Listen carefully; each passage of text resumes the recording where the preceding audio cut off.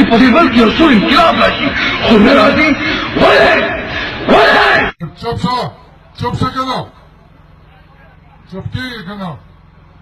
پولیس چې کله خپله ایمانداري وکړي او یو مجرم ګرفتار کړي نو بیا د یو NTA د MNA په یو ټلیفون باندې هغه بهر ګرځي دا ولې دا ټولو ته معلومه ده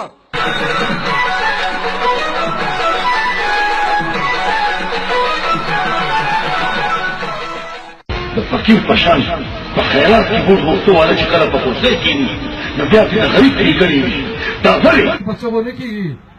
ناګو به دې وګورم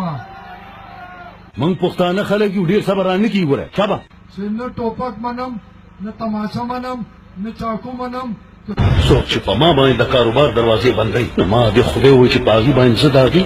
ټول دروازې بندې کړم حضرتان ته پرواز سټک نه پېژنې خوب کې به دې ووایم ته به خوب کې یېرېږم حضرتان ته پرواز سټک نه پېژنې خوب کې به دې ووایم ته به خوب کې یېرېږم وزمړه توپ چړسي نو ټوس درسي په بل ګلاس منډی او په خپله ګوتې تمبې ټینګېلی زه درته وایم چې ما دومره تجربه ده تا خو نو ماشوم خو زه داسې لوبوم مه راسې دا خو ما ته اړو پته نه وه چې ته ډېرې غټې خبرې کوې نو ته ما ته د لوډ شېډې خو ټیکه کړه ای خدایه پاکه زمونږ د پښتنو وروڼو له دومره عقل خو ورکړي چې دا داسې منافقان خو پېژنئ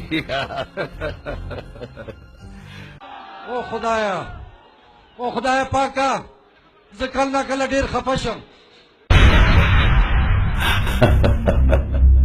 خدای مو بخښه یو ضروري اعلان واورئ چپ شه که نه چپ کېږي که نه ما سره غلی کې کاکا پرېږده چې یو څو بګتۍ درته ووایم چې په خوشحالۍ خو کور ته کوشي که نه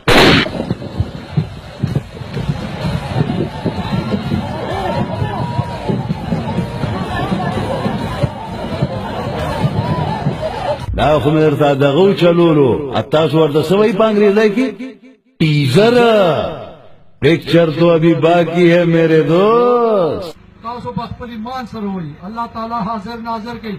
پړه کې قسم وکړي چې تاسو صحیح ځای ته راغلي که داسې ټګي کوئ ایستا دې ته وایي د منافقت انتها چې کوي هم په خپله او بیا پاکوي هم په خپله نوخط راځي زه ورته قالین واچوم او موږ راغلو موږ ته بجلي بنده کړه او یا لکه ظالمان تاسو خو د مېلمه په قدر نه پوهېږئ مېلمه ته خلک ستړي مشي خوار مشي کوي څه د چیو ډوډۍ ست ورته کوي دا چې کار دی ما معلومات وکړل سانپور ډیم کې دی لکه تیره هلته کې ده که نه هلته تیره کې چرس مرس ګندګیري وغیره کوي نه بس ورتګ غواړي بس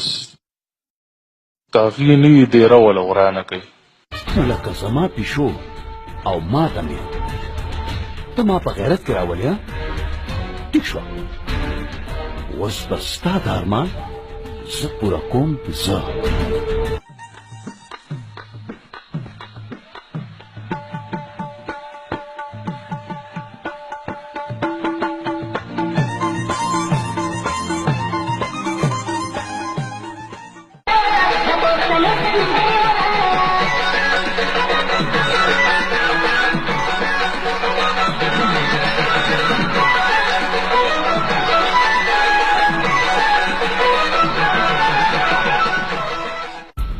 قسم درته خورم که په ژوند کې مې دومره ګپ چا سره لګولې